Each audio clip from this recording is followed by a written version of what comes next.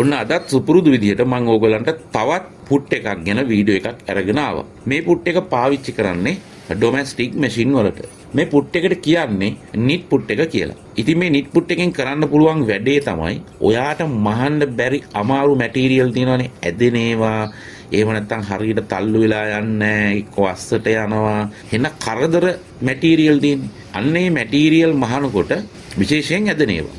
අන්න ඒ වගේ මැටීරියල් මහනකොට ඔයාට මේ පුට් එක ඔයාගේ මැෂින් එකට හයි කරගන්න පුළුවන්. මේ පුට් එකේ යට කොටසේ තියෙනවා අමතරව කොටසක් ඉදිකටුව බහින්න තැන.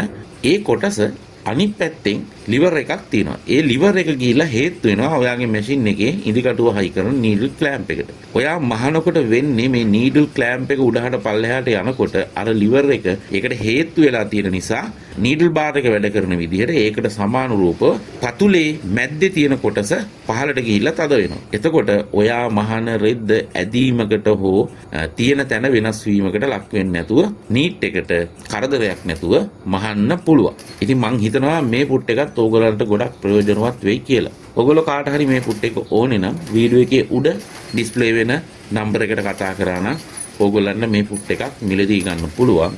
ඕගලන්ට මේ වීඩියෝ එක වැඩක් වුණා කියලා හිතෙනවා නම් මගේ channel එක සහ page එක හොඳයි කියලා හිතෙනවා නම් ඔයා මේක දැක්කේ Facebook page එකකින් නම් වීඩියෝ එකට like එකක් දාලා Facebook page එක follow කරලා මොන හරි දැනගන්න තියෙනවා නම් කමෙන්ට් එකකුත් දාලා තව කෙනෙකුට මේ වීඩියෝ එක දකින්න ෂෙයා කරන්න. ඒ වගේම ඔයා මේ වීඩියෝ එක දකින්නේ මගේ YouTube channel එකෙන් නම් channel එක subscribe කරලා bell icon එක click කරලා notification උත් on කරලා තියාගන්න. මේ වගේම ඕගොල්ලන්ට වැදගත් වෙන වීඩියෝ එකක් අරගෙන මම ඉක්මනින්